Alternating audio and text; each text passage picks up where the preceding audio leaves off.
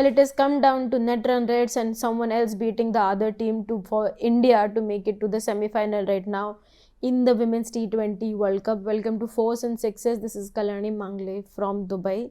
Let's talk about that Group A. When Pakistan lost to Australia by significant margin at the Dubai International Stadium today, there is a sense that Pakistan and Sri Lanka from Group A are already out of the contention for the semi-final spot in this World Cup. Now it has come down to three teams eyeing those two spots, and if you look at the points table right now, it's more or less certain that Australia should be taking one of those spots in the semi-final. It's not 100% confirmed yet, but they are almost certain of making that spot. Now it's between New Zealand and India to make the second spot. So the thing with New Zealand is that they'll have two matches to perform better. One of them will be against Sri Lanka and other will be against Pakistan. And the match against Pakistan is their last match. Then they'll have the idea of what kind of net run rate they need to make it to the semi-final. India, on the other hand, it's a little bit of a high uphill battle for India, just because how they played against Pakistan in a match where they could have potentially scored their runs faster in the chase. That didn't happen, so their net run rate has taken significantly hit. But now the final group stage match for them is against Australia, who have won 3 of their matches so far. And if India is to beat Australia by a significant margin, then there is a chance for them to make it to the semi-final without caring too much about what New Zealand is going through, but it's not going to be easy. Let's talk about the other group where it's a three-way competition between England, South Africa and West Indies to make it to the semi-final spot. Like Australia, England have remained undefeated in this tournament so far, while South Africa has lost to England and West Indies has lost to South Africa. So in a way, the match between West Indies and England, it's kind of a virtual quarterfinal of a sorts for that group.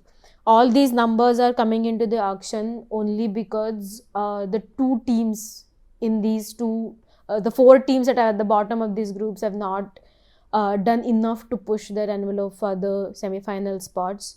From the Australian point of view, they are struggling with 2 injuries. One of their captain, Alyssa Healy, who has had a right foot injury, and other with their pacer, Tyla Volemic, who has dislocated her shoulder. And going into the match, India has the match against Australia at Sharjah, where Australia has already played 2 matches, so they have enough understanding of the conditions, the situation.